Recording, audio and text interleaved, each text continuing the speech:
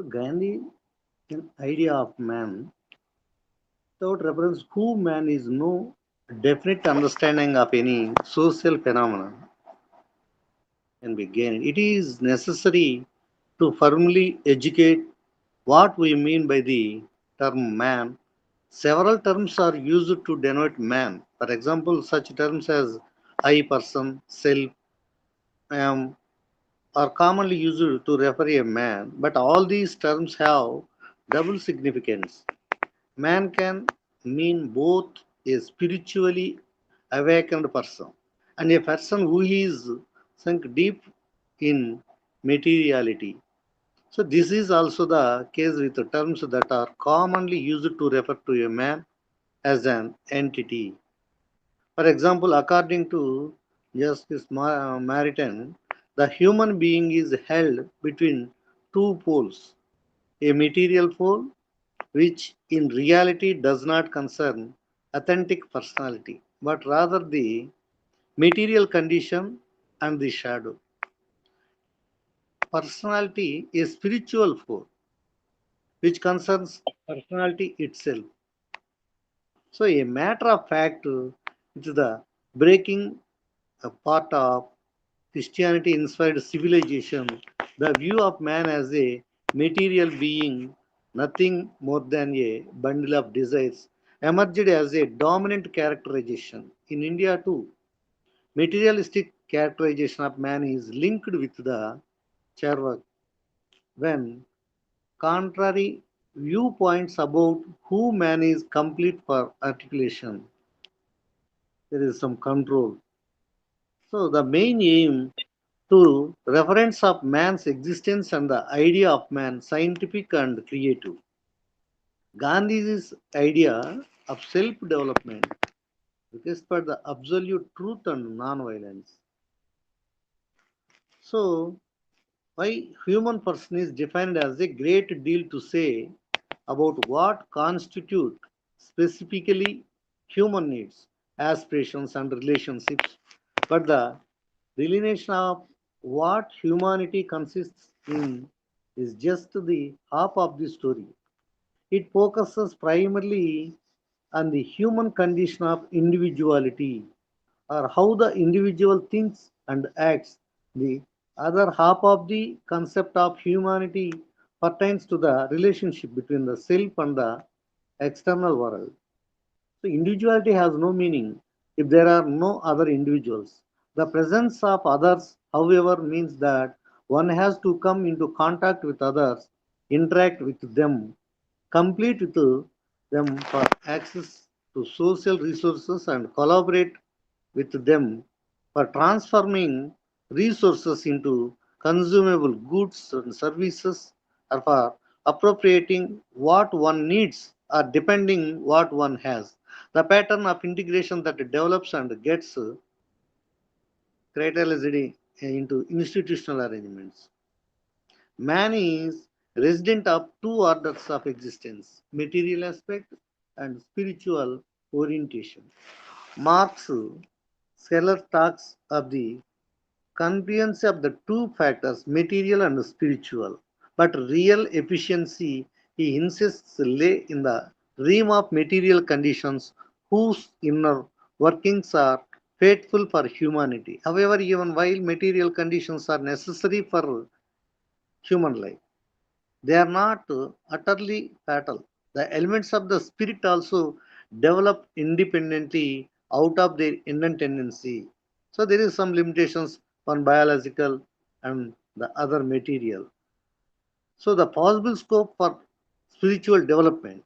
Should spiritual goals exceed the limits of the possible, the contradiction in biological and causal laws of matter, they will remain more utopians and bite on granite and disintegrates. The spiritual nature of man as one of the referents of man constitutes the first order of the existence. It is clear from the discussion above that the notion of humanity or human condition comprises at once of two elements, description and evaluation. It describes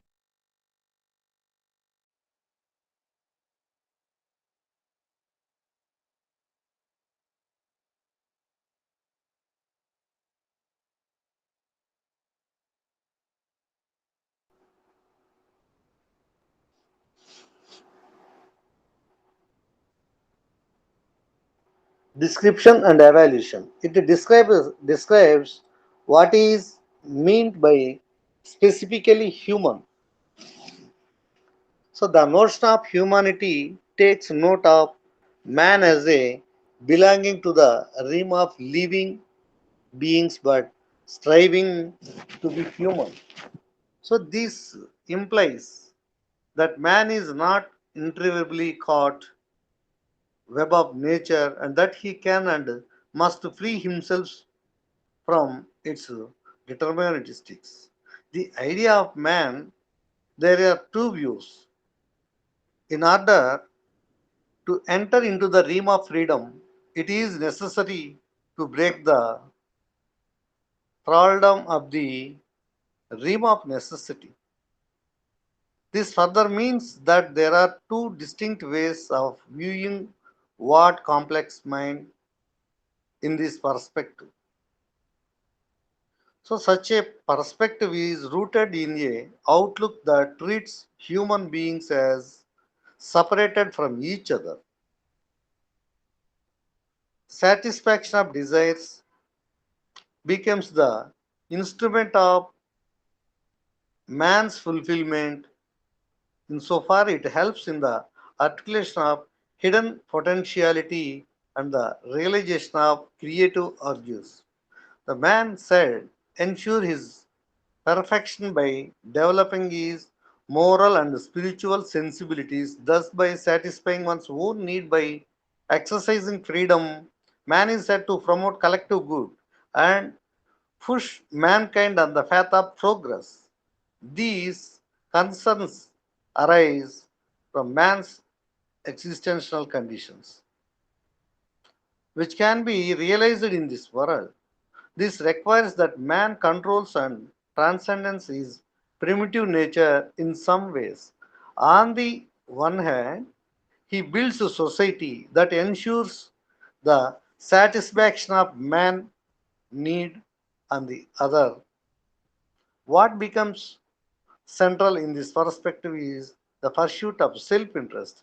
The pursuit of the self-interest, what Adam Smith calls augmentation of fortune, functions as the imperial governor of passions. Rationality is supposed in this perspective to help the pursuit of self-interest in choosing the least costly and most rewarding means to realizing particular ends. However, the hope of personal felicity paving the way for personal development, collective good and civilizational progress, all these prove illusionary. Personal development is ellipsed by man's externalization, that is, his attachment to external objects that attract or repel him. So, between rationality and emotion, between matter and spirit, between man, and also between man and nature, freedom means freedom for man's totality of being, and therefore self control as the precondition of self-determination. Self-determination becomes the instrument of the expressive unity and fullness of life. If this does not happen, then man's entry into the realm of freedom is blocked. Phenomenally, every individual has to identify with something and belong. The roles of man plays in the world do not constitute his real self to be completely identified with and get immense. To determine the totality of a person exclusively in terms of his phenomenal roles, but not conducive to the full flowering of man's essential personality. The two polar views of man sketched above complete for ascendance. As a matter of fact, the view of man as merely a body mind complex is an ascendance today. It against the background that we must ask where does Gandhi stand in relation to these views? How Gandhi views man. One of the stories in the Panchatantra illustrates Gandhi's views of man very well. A tiger cub had fallen among goats that brought it up. The cub learned the language of the goats, adapt their voice. That is the gentle way of bleating and displayed all the attributes of a goat as any kid of the flock. One day, a fierce tiger attacked the herd of the goats. All the goats fled. So the cub remained where he stood, devoid of fear. So the story illustrates the process of self-discovery and underlines the fact that there is the self or the soul in everybody enveloped by materiality. As long as the covering of the materiality remains intact, the soul remains hidden, unmanifesto, and suppressed. So it is therefore necessary to pierce the shell of materiality. So Gandhi believes that man is the maker of his destiny. He must strive to become perfect.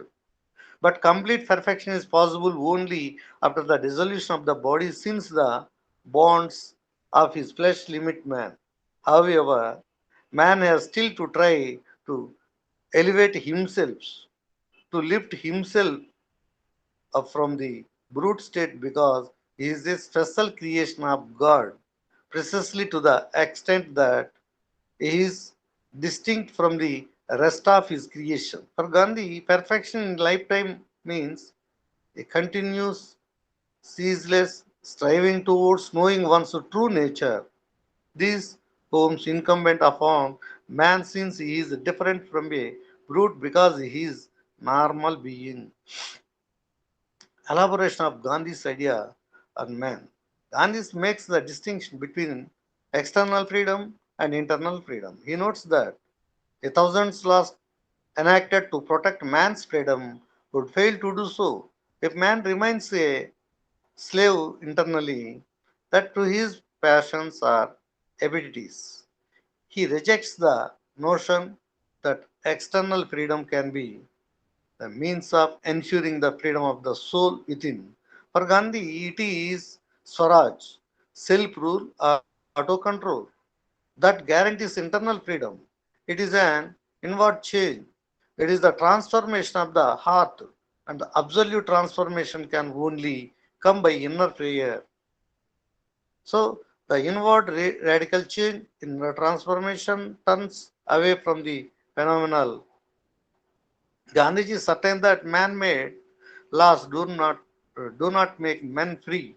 If anything, they frequently prove to be shackles. If Gandhi looks at man made laws with the state. He also condemns reason if it is devoid of morality. So this something that sanctifies reason itself is the object of Gandhi's quest. It is the transcendental center which according to Gandhi must be the primary concern of every person. So this transcendental center is God. That infinite, indefinable something which we all feel but which we don't know. A mysterious power that pervades everything. Gandhi rejects both of these extremes. He recognizes the importance of both the polar views, however rooted firmly in the stream of Indian classical thought. Gandhi believes in pursuing the twist of the transcendental center along with the performance of worldly rules for him. To hold on to relative truth as means of realizing the absolute truth implies acceptance of the phenomenal world. So Gandhi's vision of man underlines the need of to vanquish the brute is in us by conscious effort for self-development as the basis of self-knowledge. The attainment of self-knowledge is to attune our soul to the divine ground of reality. This attunement makes possible a radical inward change. So the consequence is to forge a very intimate and strong bond with the environing social order.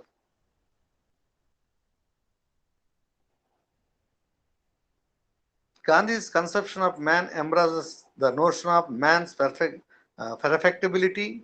To be fully human means the mounting of a conscious effort to cultivate morality through the process of self-development. The cultivation of morality must take place in the phenomenal world. Its significance not the acceptance of the world as it is, but to improve it through the reforms. So the world from sinking into physical misery and moral degradation, as well as to make common life decent and dignified. Gandhi insists on the development of detachment as a step forward to becoming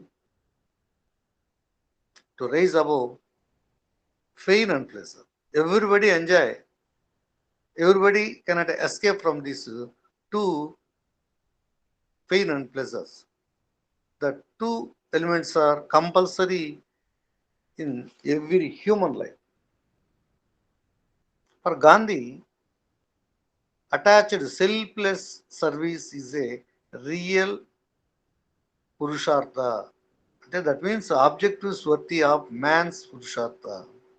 So all this enables the individual to develop the capacity to resist exploitation, oppression and fight tyranny. That is the Gandhi view on the man. So there is a lot of debates on the nature of the state. The state is a central concept in political theory and it is the pivot around which politics resolves. The world state is derived from the Latin which means the situation or state of being. 1970, in 1987, Machiavelli is the first to use the term but did not define what it is. The state is used to convey a historical, philosophical idea, an eternal form of political community, which is a specifically modern phenomenon. So specialized on complex, upholding the differences between the private and the public space. The concept of sovereignty reinforces the public-private divide and also between one body politic and another. So Hegel describes and analyzes detail the nature of the modern state. The state for him represents universal, synthesizing dialectically the elements within the family and the civil society. It functions in a manner that the interests of everyone are furthered and enhanced. It represents the universal tendencies within the civil society, thus giving rise to the notion of citizenship. It is absolutely rational. It is the substantive will realizing itself through history and therefore eternal. This substantive unity was its own motive. So Hegel presents the state as an end in itself. It is mind realizing itself through history. He emphasizes the public nature of the state but does not distinguish between the private and the public spheres. Hegel examines the different components of the state like the rule of law and the bureaucracy and the monarchy. Rule of law is one of the key formulations in the philosophy of rights in 1821. Hegel does not see law as a hindrance to freedom, but as a characteristics of the freedom. So it is one of the instruments for realizing social cohesion with law, not as a code, but one that reflects ethical values which governed cultural life. So laws must be universal, applied based on impersonal and universal values, recognizing every person as a legal entity entitled to dispose the objects which are his property. The quantity of that property is a question of legal indifferences. For what matters is the legal authority to acquire, use, and exchange property with others based on the principles be a person and respect others as persons. An interesting aspect of the Hegel legal system is the lack of the idea of command normally associated with Hobbes. The universal class is the bureaucracy, an important component of the Hegelian state because of its commitment to impartiality, unlike the other groups of the civil society. So, who are primarily interested in their own progression or business, the civil service performs the stupendous service of surprising the entire social apparatus. So the constitutional state restrains its independence from its ruling groups by mechanisms of the free institutions and a civil service. The state is not the personal property of an individual or a group or a institutional constraints define and limit the power of the governments which do not depend on the virtues of the statesmen or citizens. This is because modern constitutionalism is suspicious of the abilities of persons in power. So there is another debate on advanced capitalist state. The coercive apparatus comprising of the police, army, and judiciary that uphold the authority of the ruling class through force. Instrumentalist views argues that the capitalist uses the state as a means for domination in society. The structuralists like stress the ideological and structural mechanisms that help the ruling class maintain itself in power using both force and consent. Major functions of the capitalism, namely the reproduction of the capitalist society, is its totality. The state, along with maintaining the political interests of the ruling class, and also performs the functions of the ensuring cohesion and equilibrium in society in a manner that blurs class divisions. The structural view, like the instrumentalist one, does not deal with the mechanisms of change are the essential reasons for the continuance of the capitalist state. Eastern and political system. Eastern rejects the use of the term state both historically and it is contemporary use. So it is not an individual tool and comes into facts. There is some problems and practices of democracy. The idea of democracy can be traced to antiquity while its actualization is more in the recent past in particular. Democracy. What is meant by democracy? Democracy is demos and creatio. There are two words which were derived from the Latin words. The democracy, various types of democracies existed in the world. Marxist democracy, social democracy, classical liberal democratic theory, and also liberal democracy. English utilitarians like Bentham and James, they tell about this. ఇంకా social democracy, it aspects the capitalist free market as the most efficient system, but insist on the need for wise stewardship of the public agencies to ensure common good. So it articulated by the 1959 Bad Godesberg program. It includes political liberalism, mixed economy, welfare state, and economics, equitable and free society. It rejects the idea of revolutionary transformation of capitalism and believes in the stimulations, realizations of both socialism and democracy, as capitalism had undergone substantive structural changes since the late 19th century. It is the rise of the middle classes of a salaried persons and technocrats. So there is a practice in democracy. 20th century democracy has triumphed over different shades of authoritarianism. Both mercantilism in the modern context, the social democracy with its commitment to private property.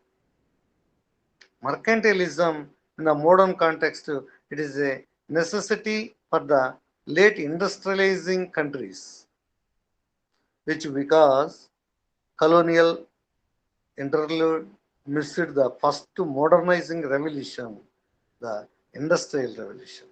This is the primary reason why mercantilism is important for democracies like Japan, South Korea, and India in the non-European world. So the concept of the state has no utility for empirical work and its importance.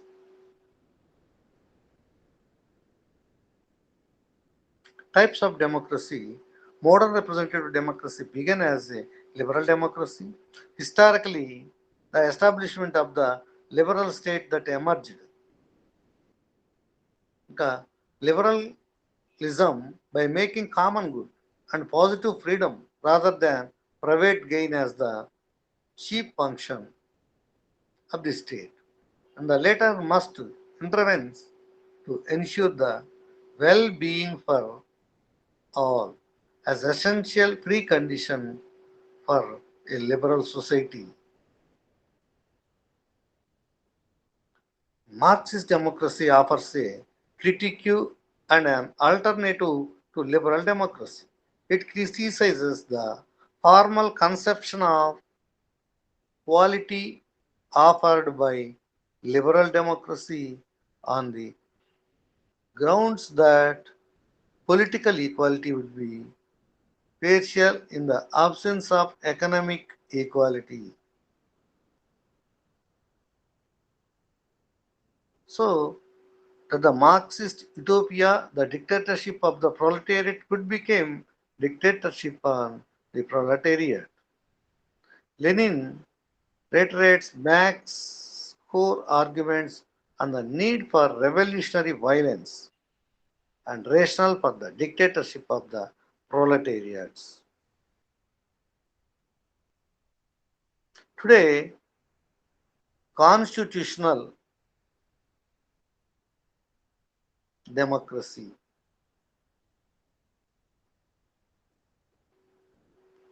It has become universal, acceptable, and preferred.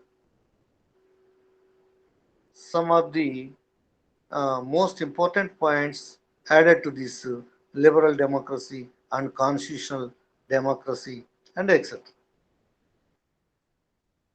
Gandhi's conception of man's is the great one as the soul.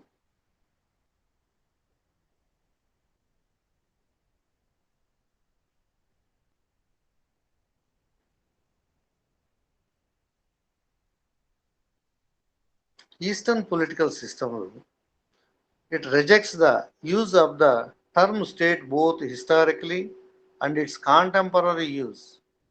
It is not an analytical tool and comes into frequent use only since the 17th century.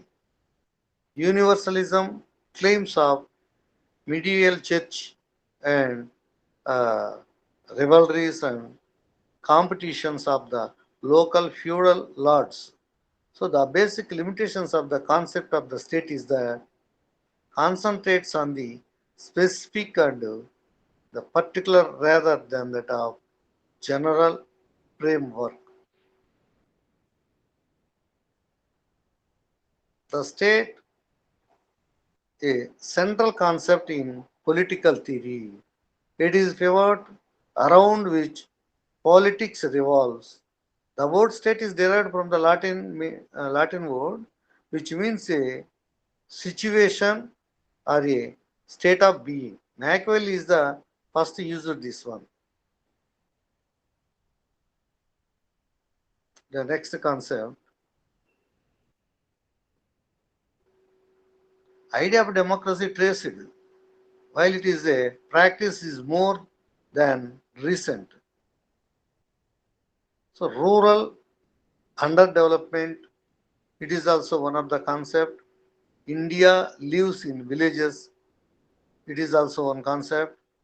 India villages, rural areas currently are home to nearly 70%, but now it reduces to the 60% of India's population and have historically accounted for more than half of Indian consumption, even with increasing urbanization and migration.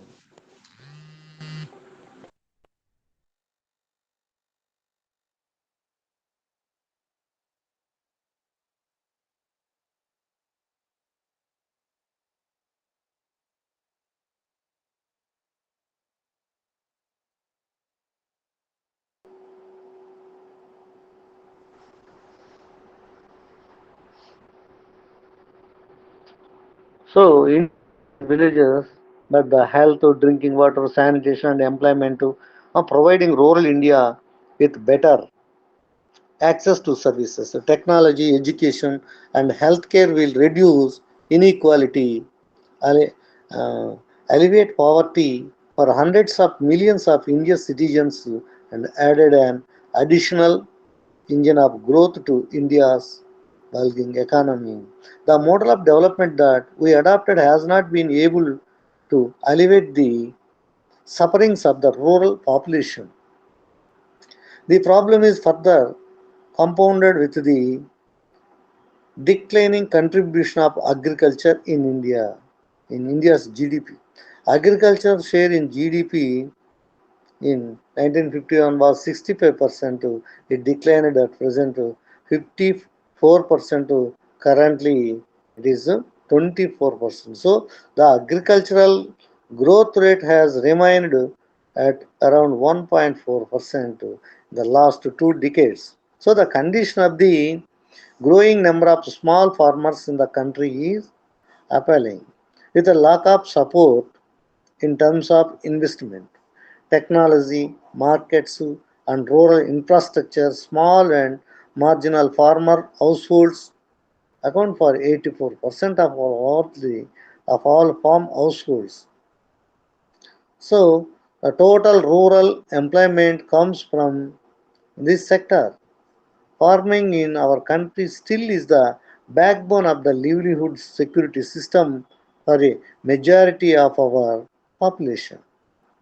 So, the land reforms measures following independence have rectified some of the problems and inequalities in the system. However, not surprisingly, the large land owners still wield political power have effectively blocked all attempts to reappropriation of agricultural land, rural underdevelopment.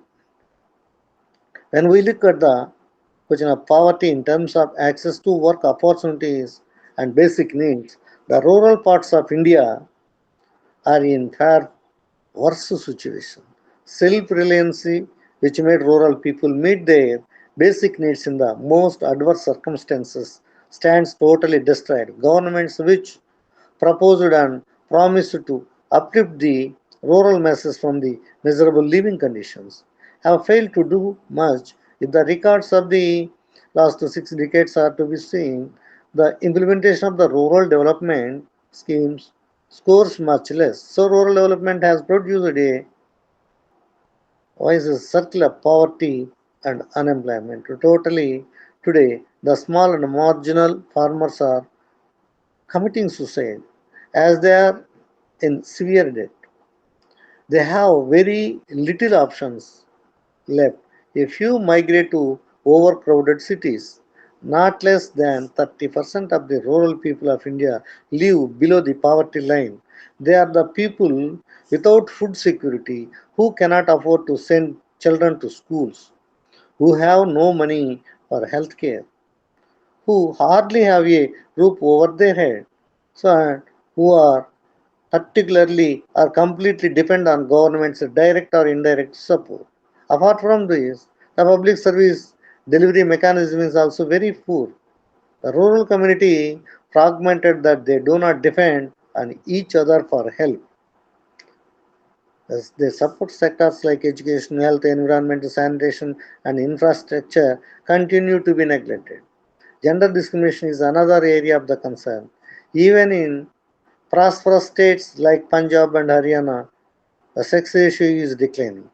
So the reason for rural India's underdevelopment in spite of 60 years or 70 years of independence need to be analyzed and understood. Poverty, unemployment, hunger, substances, agricultural and poor public services are the hallmark of our rural development policies.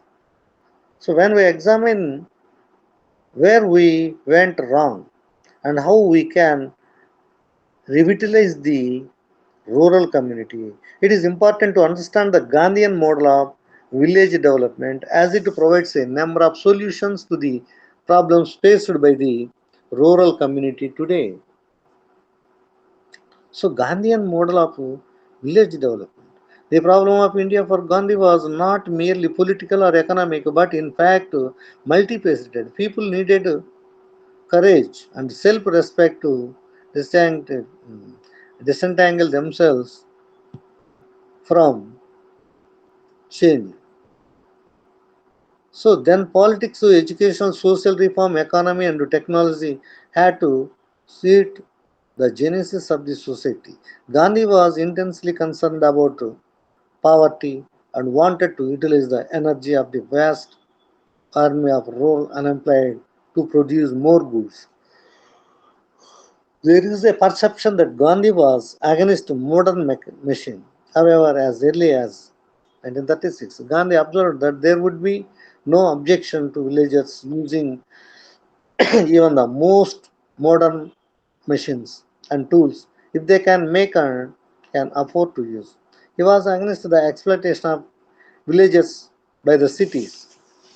He always supported and he had the common man in his mind and visualized electricity, shipbuilding, ironwork, ironworks, machine making, and like the existing side by side with village handcrafts, industrialization was planned so as to destroy the village and village crafts, but under his scheme, nothing would be allowed to be produced by the cities which could be produced by villages. So, the proper function of the cities was to serve as clearing houses for village products. However, Gandhi preferred to replace large scale manufacture by cottage productions. So he believed that only cottage and village industries could bring prosperity back to India. He did not aim at eradication of all machinery, but only at its limitations. The political and economic compulsions of the time forced him to take a rigid stand against the heavy industries. So Gandhi, British had totally ruined Indian economy.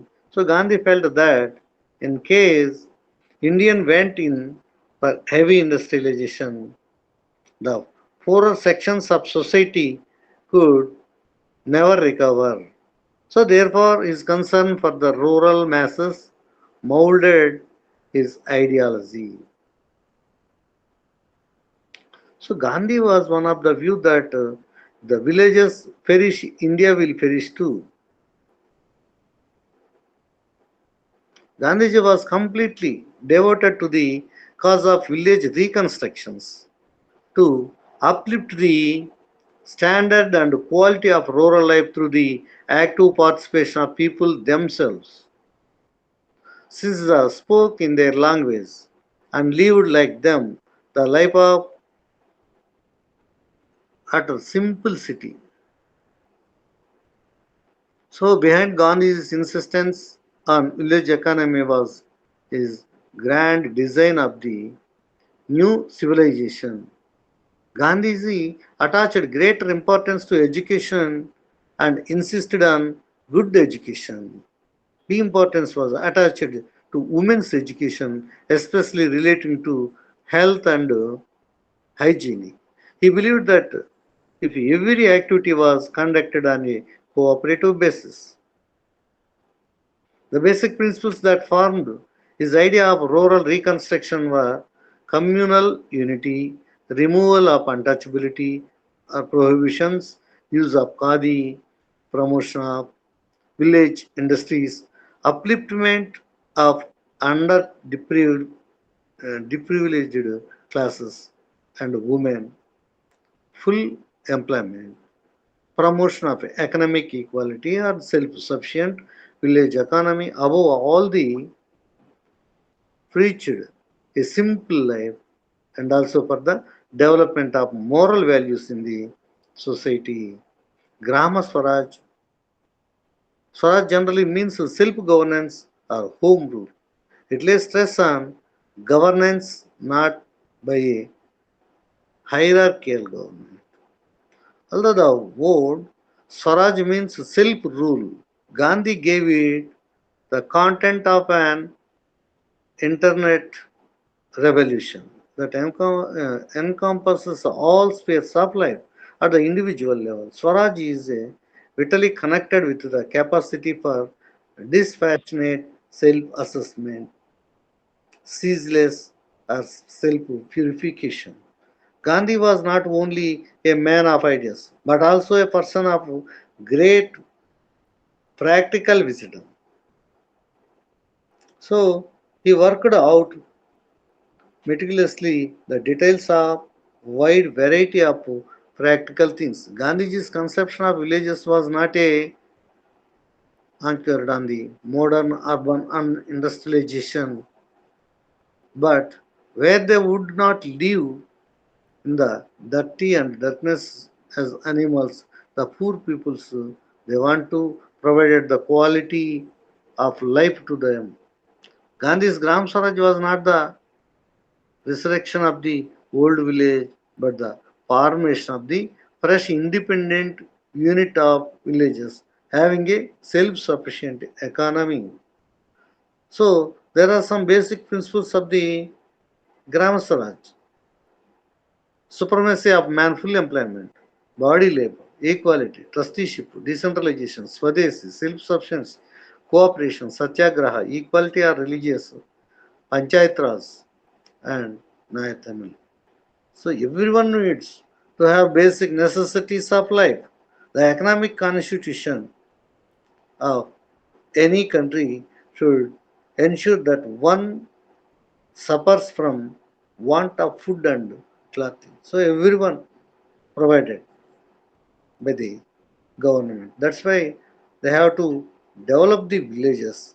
గ్రామాలను అభివృద్ధి చేయాలనేటువంటి దాని మీద ప్రయత్నం చేయడం జరుగుతుంది. So, as I think, Mahatma Gandhi almost all supported to the villages.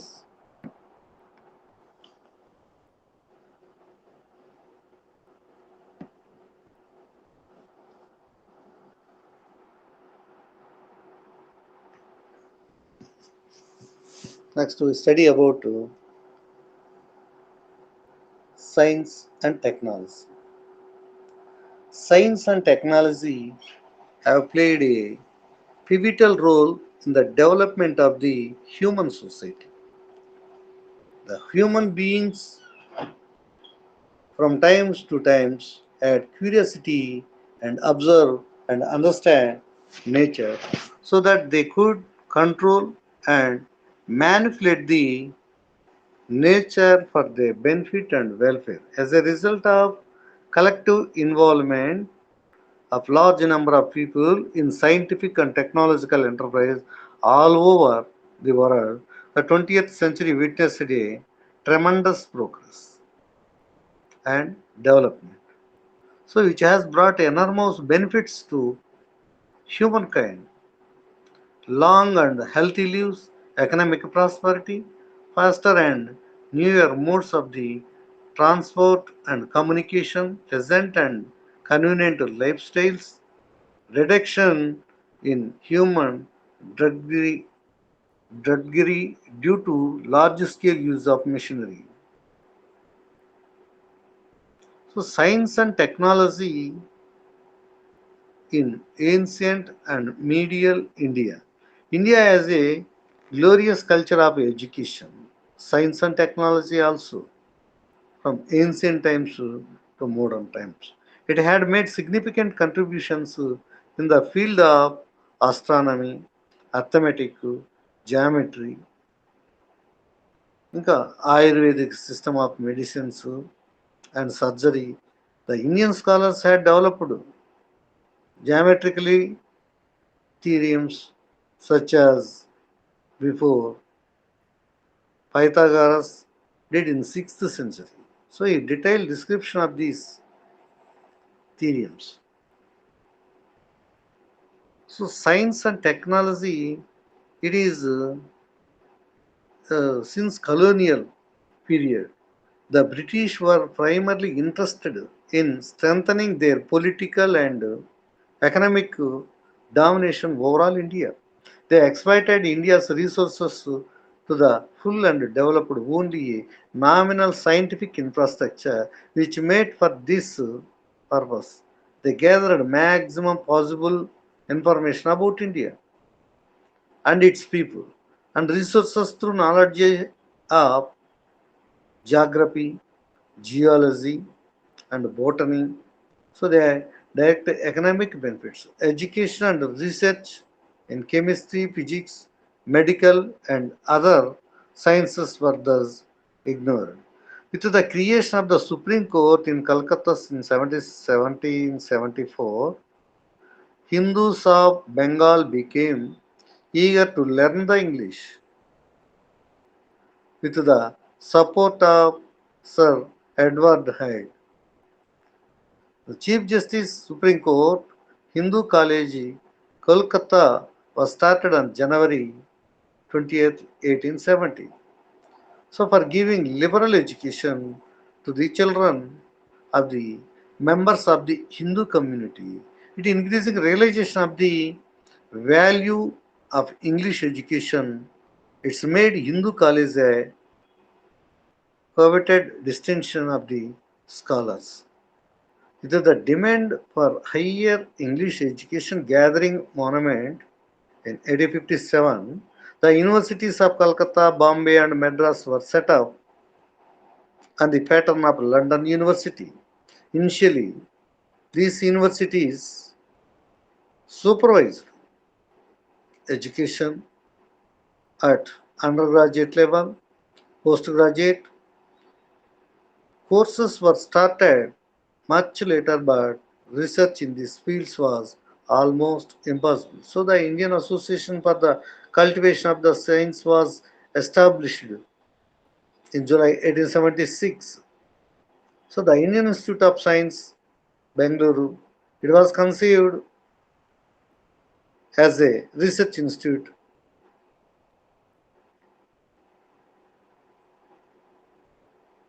to meet the requirements of colonial India. In agricultural research, the Imperial Council of Agricultural Research, it was established in 1929. The first stirrings for freedom from colonial rule and demand for the self-rule. The Swadeshi movement provided for the impetus for promotion of the education with special reference to science and technology. So, the researchers It has some guidances or some objectives also. Promotion, guidance and coordination of scientific and industrial research in India. Establishment or development of institutions and assistance to affecting a particular industries and trades.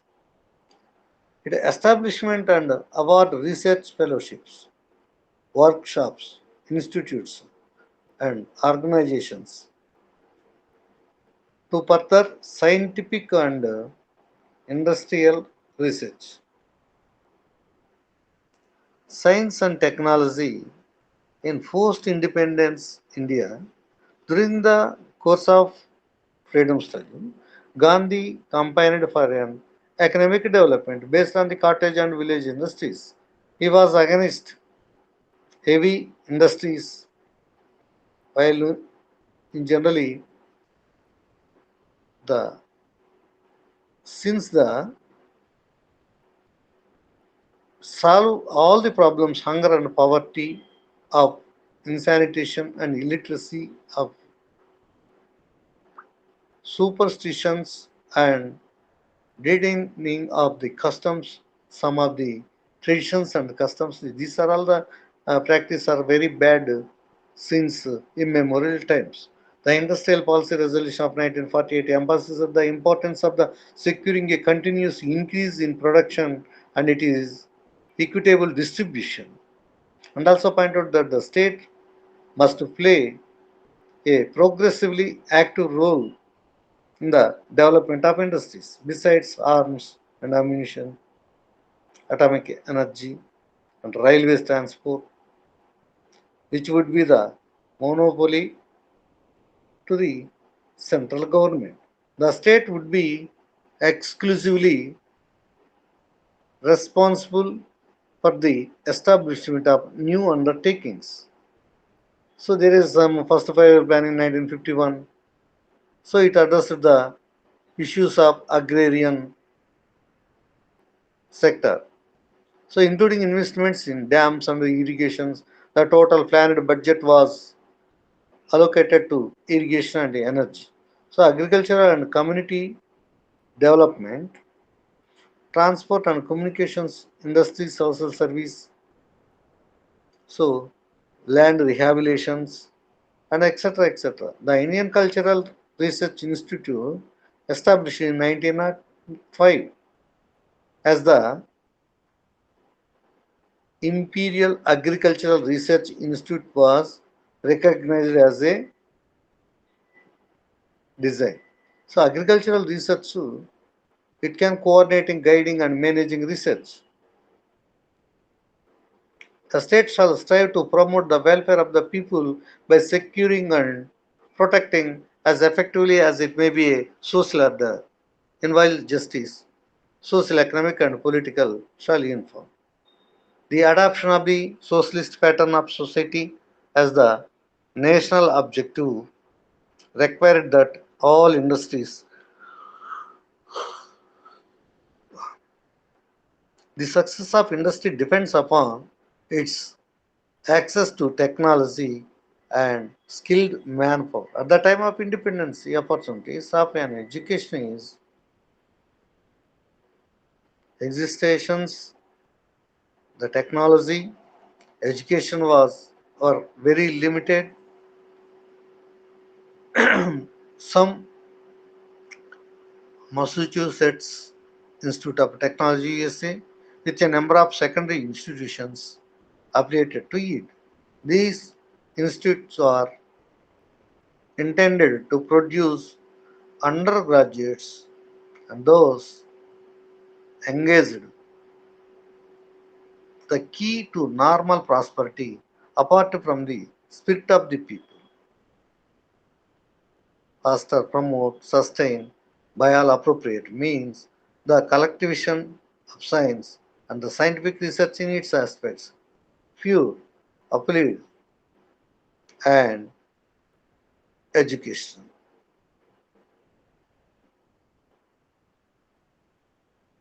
Status of science and technology in India and in 21st century.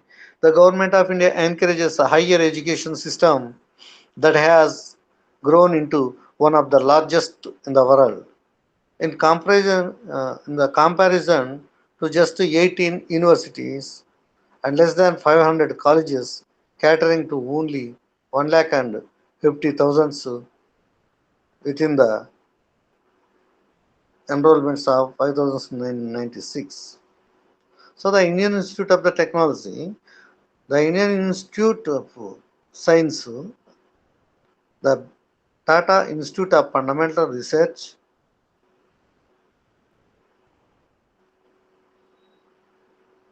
India has made tremendous progress in science and technology, coupled with economic policies pursued by the government. More so after economic liberalization when in 1991 the gross domestic product it is based research and development in the field of agriculture have made a visible impact of the national food and national security. India's produce more food and grains. It can store properly. India had a recorded food grains production. So Gandhian vision of the science and technology, according to whom it has per is completely received. He had strong views against the misuse, but it weapons, vivisection or machines, he observed. Modern civilization, far from having done the greatest good to humanity, who wished to know what men of science. So Gandhi is strongly opposed practices like vivisection practiced by modern scientifics like wrote, vivisection is my opinion is the blackest of all the crimes. I would like to pay my humble tribute to pay spirit of some modern scientists. Gandhi was against indiscriminate use of maximum profit. He said in Hindu Swaraj, so it is machinery which has universalized India. It is difficult to measure harm that has done to us. So handicrafts has all full disappeared. Machinery civilization, it presents great so, not present, represent. Machinery is like a small hole which may certain from 1 to 100.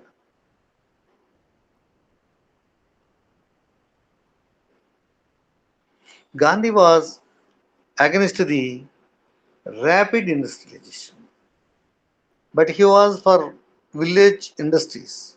It is industry that has caused the development of large cities with their smoke, dirty, noise, bad air, lack of sunshine, and out.